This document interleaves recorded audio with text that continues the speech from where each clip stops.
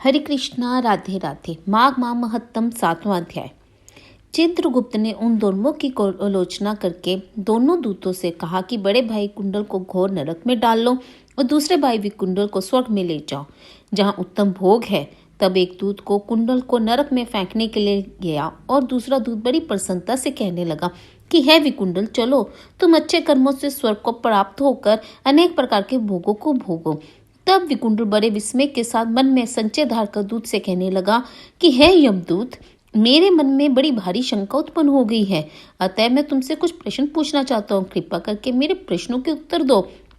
हम दोनों भाई एक ही कुल में उत्पन्न हुए, एक जैसे ही कर्म करते रहे। दोनों भाइयों ने कभी कोई शुभ कार्य नहीं किया, फिर भी एक को नरक और दूसरे को स्वर्ग किस कारण प्राप्त हुआ? मैं अपने स्वर्ग में आने का कोई कारण नहीं देखता।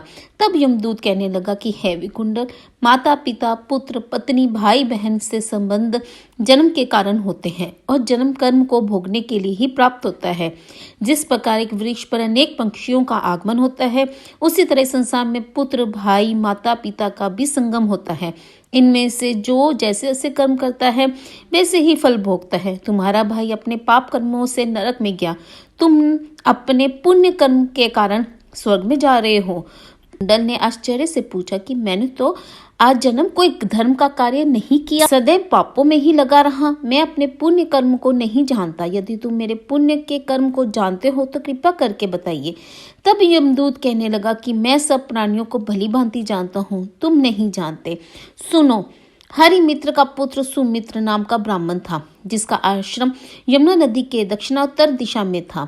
उसके साथ जंगल में ही तुम्हारी मित्रता हो गई और उसके साथ तुमने 2 बार माघ मास में श्री यमुना जी में स्नान किया था।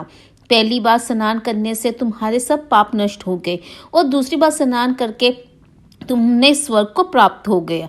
सो है वैश्यवर, तुमने 2 बार माघ मास में स्नान किया, इसी के पुण्य फल से तुमको स्वर्ग प्राप्त हुआ और तुम्हारा भाई नरक को प्राप्त हुआ। दत्तात्रेय जी ने के ऐसा कहने लगे कि इस प्रकार वह भाई के दुखों से अति दुखित होकर नम्रता पूर्वक मीठे वचनों से दूतों से कहने लगा कि हे दूतों, सज्जन पुरुषों के साथ 7 पग चलने से मित्रता हो जाती है और ये कल्याणकारी होता है। मित्र प्रेम की चिंता ना करते हुए तुम मुझको इतना बताने की कृपा करो कि कौन कौन से कर्म से मनुष्य यमलोक को प्राप्त नहीं होता, क्योंकि तुम सर्वज्ञ हो। माघ माह महत्तम 7वां अध्याय समाप्त। हरे कृष्णा, राधे राधे।